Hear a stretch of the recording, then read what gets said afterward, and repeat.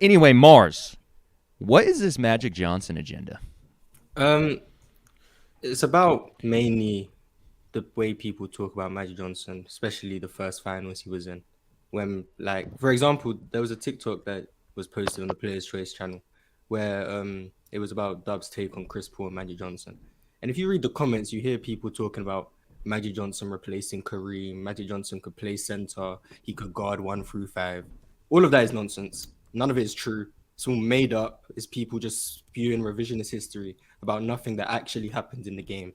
If you watch the game, which I had to take my due diligence and do, even though I've watched it before, but I had to confirm so no one could say I was making it up.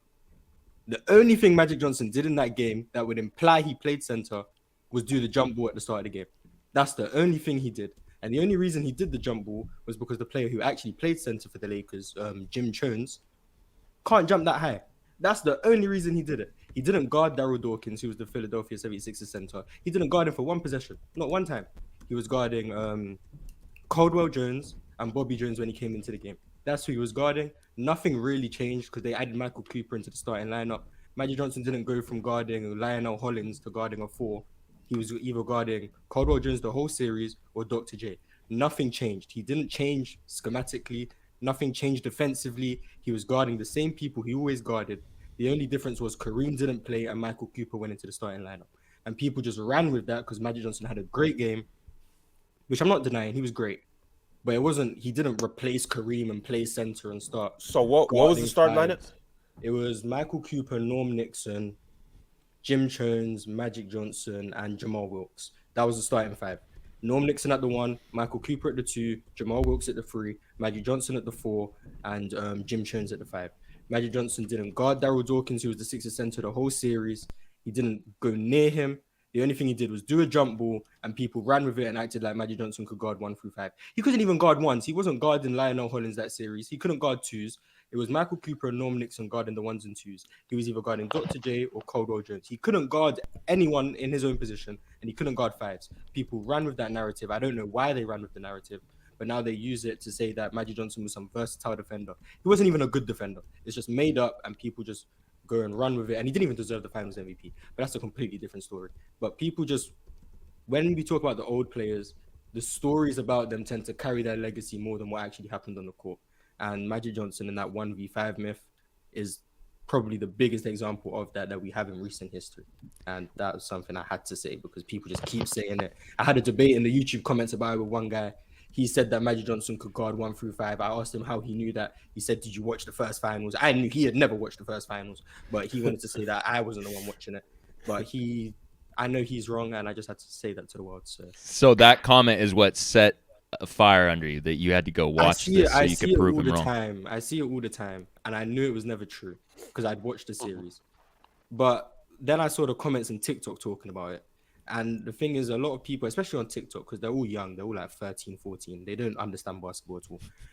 So they just talk and they go based off what they've heard. Damn, they don't 19-year-old Mars being ageist is crazy. It's crazy. Because the thing is, I watch basketball. Talking about Magic Johnson. I know what's going on. I know what happens because I take the time to watch these games. These people don't know what happened. They hear from their parents or whoever, "Oh, Magic Johnson played center." Now they go and tell their kids, and that's how rumors start. And people just want to agree with it, but they don't do their own knowledge. They don't check. They don't fact check. They don't do none of that. They read the box score. Magic Johnson 42, 15, and 7. Kareem didn't play. Oh, Magic Johnson played center and had a great game. That's as far as their knowledge goes. But me, I actually watch the games, can confirm what actually happened. But those people, like, their basketball understanding isn't that high to.